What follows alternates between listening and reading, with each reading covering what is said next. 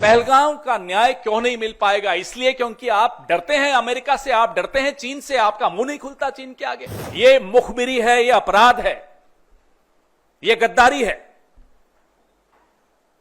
और उसके बाद लीपापोती पूरी कि मैंने ऐसा नहीं, अरे आपने तो खैर लीपापोती भी नहीं कि आपके विभाग से एक चिट्ठी आ गई कि ये ऐसा नहीं कहा। क्या इसी मुखबिरी की वजह से अजहर मसूद जिंदा भाग गया? क्या इसी मुखबिरी की वजह से हाफिज सईद भाग गया? युद्ध में बहुत अहम भूमिका उन रणनीतिकारों की होती है जो राजधानी में बैठे होते हैं। वो मंत्री हों, वो अफसर हों, वो प्रधानमंत्री हों, वो विदेश मंत्री हों, इन तमाम लोगों की एक भूमिका बहुत महत्वपूर्ण होती है जो सेना के पराक्रम को या तो बूस्ट कर सकती है या सेना के पराक्रम को और नुकसान भी पहुंचा सकती है, उनके मनोबल को नुकसान पहुंचा सकती है, जो हमने इस बार बहुत अफसोस के साथ कह रहे हैं कि होते हुए देखा। पिछले पूरे एक हफ्ते में अमेरिकी राष्ट्रपति डोनाल्ड ट्रंप अलग अलग देशों में, जमीन पर, हवा में, हवाई जहाज में एक बात दोहराते रहे कि उन्होंने युद्ध रुकवाने में मध्यस्थता की। उन्होंने एक बहुत खौफनाक बात भी बोली कि उन्होंने भारत को व्यापार रोकने की धमकी देकर युद्ध रुकवाया। This is a very dangerous comment coming from the American president Donald Trump that he threatened India that he'll stop trade with India if the war doesn't stop. तो सिंदूर का सौदा होता रहा, प्रधानमंत्री चुप रहे। विदेश मंत्री के मुंह से एक शब्द नहीं निकल रहा, एक शब्द नहीं निकल रहा, दोनों के मुंह से नहीं निकल रहा। हमें नहीं मालूम कि ऐसी कौन सी सीक्रेट्स हैं, ऐसे कौन से रहस्य हैं मोदी जी के, जयशंकर जी के या भाजपा के और नेताओं के अमेरिका के पास, और मैं तो कहूंगा चीन के पास। न अमेरिका पे मुंह खुलता है, और चीन पर जब मुंह खुलता है तो सीधा क्लीन चिट देने के लिए खुलता है, और मुंह ही नहीं खुलता। कारण क्या है? आपके जो रहस्य उनके पास होंगे, हमें कोई मतलब नहीं उससे, लेकिन देश को नुकसान क्यों पहुंच रहा है? पहलगाम का न्याय क्यों नहीं मिल पाएगा? इसलिए क्योंकि आप डरते हैं अमेरिका से, आप डरते हैं चीन से, आपका मुंह नहीं खुलता चीन के आगे। सबको मालूम है, पूरे देश को मालूम है, पूरे विश्व को मालूम है चीन की भूमिका क्या रही इस युद्ध में। और अमेरिका अपनी भूमिका खुद आगे बढ़ चढ़कर बता रहा है इस युद्ध को रोकने में, और जयशंकर जी का मुंह नहीं खुलता। ये क्या हो रहा है? इसलिए ये सवाल पूछने बहुत बहुत आवश्यक हैं। यह महत्वपूर्ण है कि डोनाल्ड ट्रंप क्या बोल रहे हैं, लेकिन बात सिर्फ डोनाल्ड ट्रंप की नहीं है।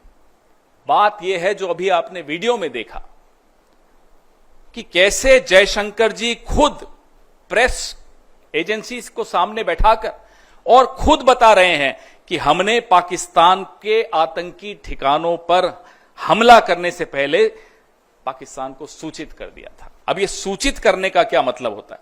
इतना भरोसा है आपको आतंकियों पर कि आप सूचित कर देंगे और वो वहीं रहेंगे या वो चुपचाप बैठेंगे?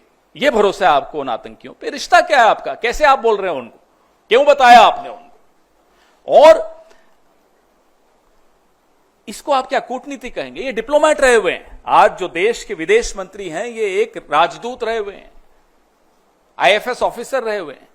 क्या इसको कूटनीति कहते हैं? माफ कीजिएगा, हमारी देहाती भाषा में इसको मुखबिरी कहते हैं, इसको कूटनीति नहीं कहते। ये मुखबिरी है, ये अपराध है, ये गद्दारी है।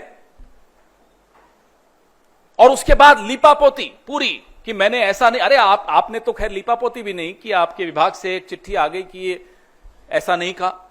आपके मुंह से ये शब्द एक एक, यहां मीडिया कर्मी बैठा है, देश के हर नागरिक ने, विश्व के हर नागरिक ने देखा आपने क्या बोला कि हमने पाकिस्तान को बता दिया था कि हम सिर्फ आतंकी ठिकानों पर हमला करने जा रहे हैं। अब बताइए, मुखबिरी नहीं है तो क्या है? और मुखबिरी का इतिहास लंबा है, अभी उस पर भी आऊंगा मैं। अब हम यह जानना चाहते हैं, क्या इसी मुखबिरी की वजह से अजहर मसूद जिंदा भाग गया?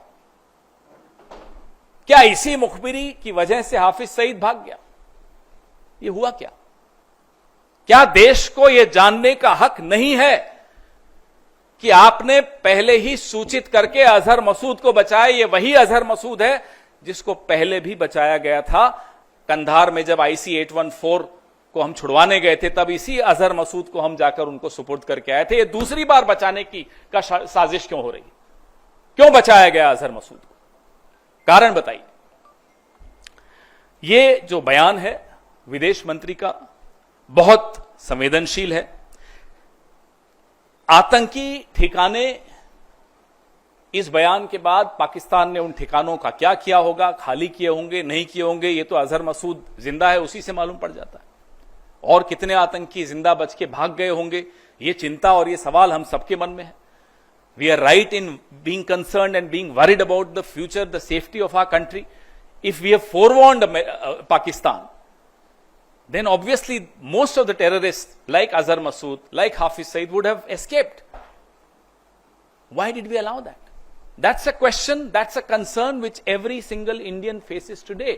And the minister and the prime minister must open their mouth and come out clean. अब कल खबर आई कि ISI के लिए काम करने वाले कुछ लोग, कुछ जासूस पकड़े गए। पहले भी खबर आई थी, DRDO का एक प्रदीप कुरुलकर संघ से बड़ा जुड़ा हुआ था, राष्ट्रीय स्वयंसेवक संघ से, पाकिस्तान को कुछ सूचनाएं गोपनीय देता था। क्या हुआ उसका? आपने उसके बाद सुना, हमने प्रेस वार्ताएं की, बार बार उस मुद्दे को उठाया। क्या हुई? लिपापोती हुई? हो क्या रहा है प्रदीप कुरुलकर का? तो आप बीच में कोई खबर आती है कि भाई ISI के लिए कोई ध्रुव सक्सेना काम करते हुए पकड़ा गया भारतीय जनता पार्टी का, फिर आता है प्रदीप कुरुलकर, DRDO के साइंटिस्ट हैं, संघ से बड़े जुड़े हुए हैं, पूरा दूसरी तीसरी पीढ़ी संघ के साथ जुड़ी हुई है। क्या हुआ उनका? ये है क्या? ये क्या मुखबिरी का इतिहास है? ये क्या रिश्ता है आपका पाकिस्तान के साथ? ये हमें जानना जरूरी है, देश को जानना जरूरी, क्योंकि आज आप तमाम संस्थाओं पे कब्जा किए बैठे, इसलिए ये जानना जरूरी है।